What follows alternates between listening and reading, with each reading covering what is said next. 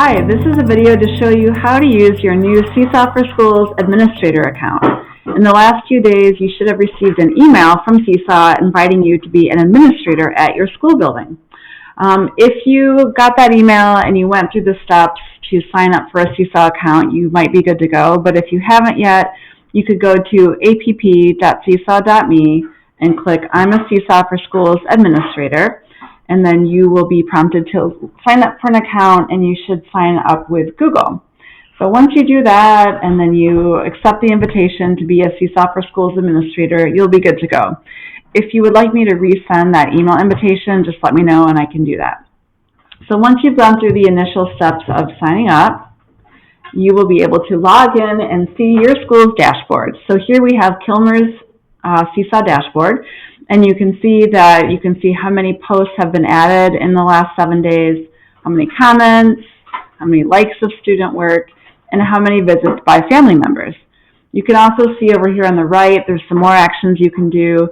This one here, browse school and district activity library. This will be empty for now because Seesaw for Schools is so new. But in the future, in the next few weeks and months, you could click here, and then you might see different activities that your teachers have created and then shared with their school and the district library.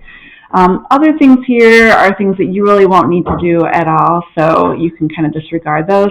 One thing, in case you get questions, we do not need to get these home learning codes because for two reasons. One, we have students use their Google logins in order to sign into Google, so those mean we don't need these special codes.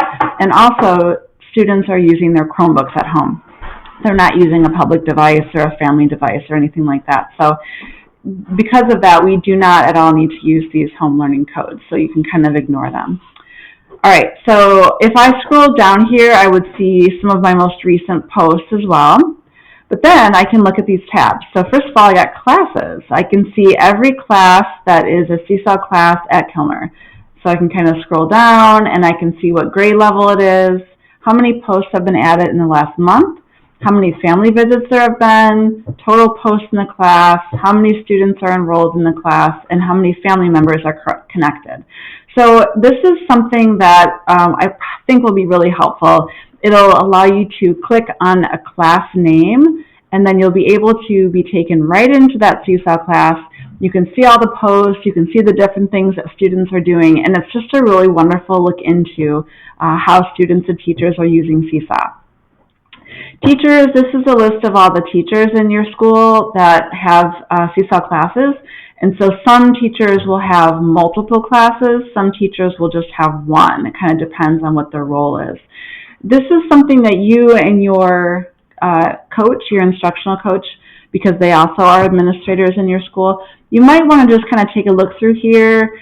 In case you see a teacher who is no longer at your school, you're able to hover over them, click Edit Teacher, and then you can actually delete that teacher, and you'll have the choice to archive their class as well. So that is something that you might want to do here at the beginning. You don't need to click on students at all because I noticed that all students in the entire district are listed under the Student tab, and we don't need to do anything with adding in ID numbers or anything like that, again, because we are using Google accounts for sign-on. So no need to do anything at all with the Students tab. Skills, we're not using skills at the moment because Seesaw for Schools is brand new, but this is something where you are able to import school skills or standards, and then teachers can assess student activities and student work based on these standards. And then Analytics tab just gives you a little bit more data that you can kind of look at, and you can adjust the date ranges to download and look at different kinds of statistics. So I'm going to go ahead and go into a class so that you can see what a class looks like. But because this is going to be on a public YouTube video, I am not going to click on an actual class of actual students. So I'm just going to flip over to my teacher account, and I have a test class that I'm going to use instead, just so that you can kind of see what it looks like. So this is just a practice class that I set up a couple of years ago, and so this is what classes look like though.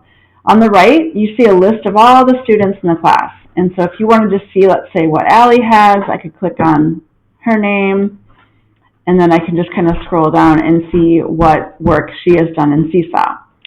if I just click class journal, then I see all student work. And so that's what you will default to when you click on a teacher's classroom. You can scroll down and you see the most recent post at the top and then older posts as you scroll down. So as an administrator, you can actually like and comment on student work if you want to, but that's really the only thing that you'll do to student assignments and student work in here. You wouldn't really do anything else or like edit the class or anything like that. But really, it'll give you kind of a nice window into seeing what kids are doing.